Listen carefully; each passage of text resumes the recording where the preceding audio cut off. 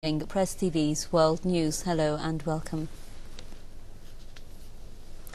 The death toll from a strong 6.1 magnitude earthquake in southern Iran has surged to 32.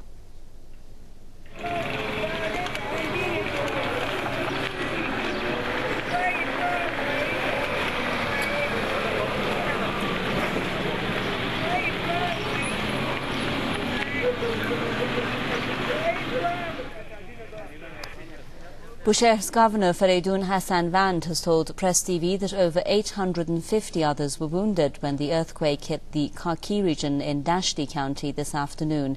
The xwb village has been hit the hardest. Officials have said houses there have been completely destroyed. Khaki is situated some 90 kilometers southwest of the provincial capital Bushehr.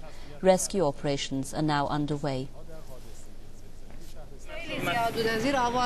There were so many casualties at the very first minutes of the quake. So many others were under the rubble. Even our neighbor was left under the rubble. xwb village has been hit hardest. Probably the death toll would rise because we don't know how many others are injured. Now, the quake has been felt across the province, in some parts of the neighbouring province of Fars and in several Arab states of the Persian Gulf. Local authorities have declared 3 days of mourning. They've said the quake has not caused any damage to the Bushehr nuclear power plant. Officials said that the station, which is more than 150 kilometres away from the quake-stricken region, is running normally. The leader of Iran's Islamic Revolution has extended his condolences over the deaths of a number of Iranian citizens in the quake in the southern province of Bushehr. In a message, Ayatollah Sayyid Ali Khamenei expressed sadness over the incident. Ayatollah Khamenei prayed for divine mercy on the souls of the victims. He further demanded relevant officials to spare no efforts to help the quake-stricken people. Ayatollah Khamenei also called on all Iranian citizens to do their part to alleviate the suffering of the victims.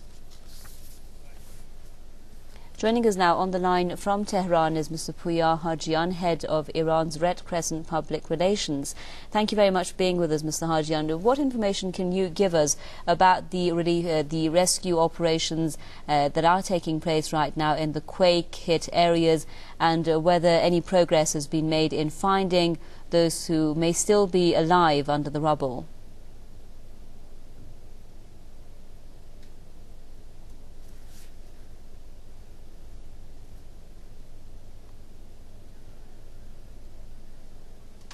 I'm just being told that I have to repeat that question for Mr. Hajian. Again, he's head of public relations of Iran Red Crescent on the line from Tehran. Mr. Hajian, the question was, what can you tell us about the kind of rescue operations that are now taking place in the quake-hit areas, whether there is any good news about people being saved who are still under the rubble, and basically the needs of the people there?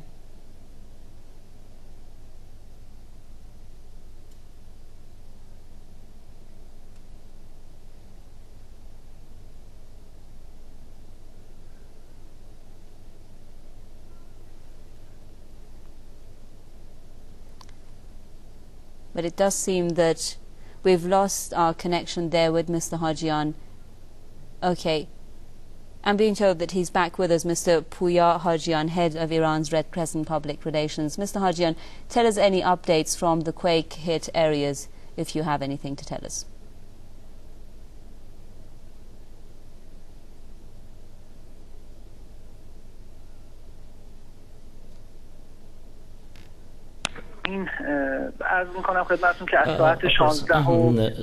Since 4:22 p.m. today, actually the earthquake happened, and the 6.1 magnitude quake struck the Khaki region, and in the very first moments after the quake, the Red Crescent relief workers, they were on the scene, and at the moment around 5 workers relief workers are operating in Bushehr province and neighboring province, and they are doing relief operations and search and rescue operations and also to house stricken victims. Up to this moment, more than 850 citizens in Bushehr province have been wounded and hurt. Fortunately, many of them, around 750 of them, have received outpatient treatment, and the rest are being treated by clinical staff. And in one of the hardest hit areas, villages, around 200 families have been hurt, and actually the operations,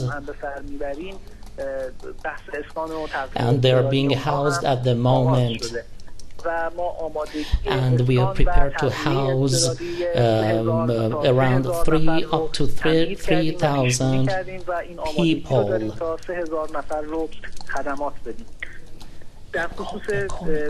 As for the equipment to be sent for quake victims,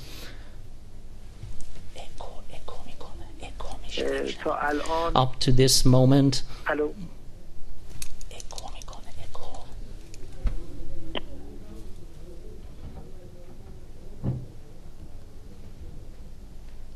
Okay, it looks like we lost our connection there with Mr. Pooya Hajian. He was the head of the Iran's Red Crescent Public Relations, with us there with some additional information on the situation of the quake-hit areas and the people, he said, some of which have been rescued and now receiving treatment, and others who've unfortunately been killed in the earthquake. We will give you more updates, of course, as we get them.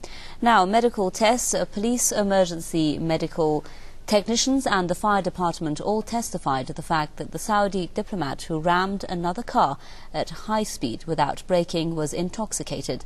Arash Khaladbari has this report for us. Medical evidence proves that the Saudi diplomat who killed an Iranian was drunk at the time of the incident.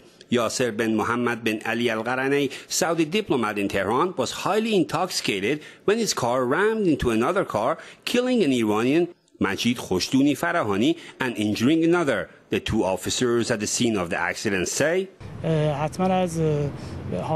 it was clear from the scene of the accident that the Saudi driver was not sober. When I got to Saudi embassy's car, I smelled a strong odor of alcohol coming from the car. The odor was so strong that I got nausea. I saw a half-empty bottle in the car he had consumed. We then called our alcohol testing unit, and they got the test 2.5 hours later. The test showed 2.87% of alcohol in his blood. There was a strong smell of alcohol coming from the car of the Saudi diplomat. I also smelled that in his breath. We called in our alcohol testing team, and they got a test which showed 2.87% of alcohol. This number would have been a lot higher if the test was taken at the time of the accident. The emergency medical technicians and Tehran Fire Department at the scene also talked about the accident, confirming the Saudi diplomat was drunk at the time of the incident. On the day of the accident, we were quickly deployed to the scene.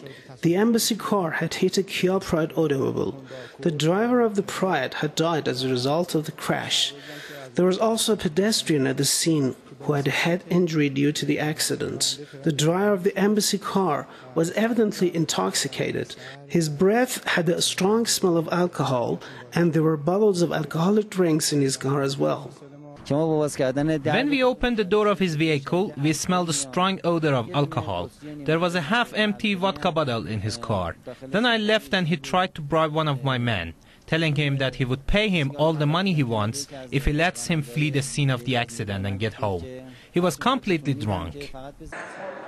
Meanwhile, MP Mehdi Dawakar, in charge of the case on behalf of the Iranian parliament, has called for expelling the Saudi diplomat as a persona non grata. We expect Iran's foreign minister to expel this diplomat as persona non grata. We will also seriously pursue this matter with Saudi Arabia's judiciary. I expect the foreign ministry to pursue this case till desired results are gained. This diplomat should be punished. Judiciary spokesman Ghulam Hossein Mohseni Eishi has said that the Saudi diplomat's case is before the courts and he must remain in Iran for the procedures. Iranian officials say they honor international treaties and conventions. Geneva Convention grants immunity to diplomats, yet the same document states that diplomats should honor the laws and regulations of their host country. Arash Khalatbari, Press TV, Tehran. It's been another deadly day for U.S. forces in Afghanistan. NATO coalition forces say one of their helicopters crashed in eastern Afghanistan, killing 2 American soldiers on board. The incident took place in the eastern Nangarhar province near the border with Pakistan on Tuesday morning. The U.S.-led alliance said it's investigating the cause of the accident. It added, however, that there have been no reports of militant activity in the area. Earlier in the day, the Taliban issued a statement claiming responsibility for the incident. They said their fighters brought down the American chopper. The deadly incident comes just days after 6 Americans, including a female diplomat, 3 soldiers and a civilian, lost their lives in separate attacks in the country. Clashes between Pakistani troops and militants continue near the Afghan border. The violence has left at least 23 local soldiers dead over the past 3 days. The soldiers were killed in clashes with pro-Taliban militants in the Tirah Valley of the Khaybar district. Officials have said Pakistani troops backed by helicopters and jets recaptured the town of Tutsar from pro-Taliban militants. The violence in the valley has also left over 100 militants dead. The Pakistani army has intensified its operations in the region ahead of next month's general elections in Peshawar. At least a dozen people have been killed in an ambush on a UN convoy in Jangali state east of South Sudan. Indian peacekeepers and UN civilian staff were among the dead. The country's military spokesman has confirmed the death of 5 Indian peacekeepers and 5 UN civilian workers. However, a UN source said up to 8 civilians were killed. The head of the UN mission in South Sudan has condemned the killings, saying the attack was launched by unknown assailants.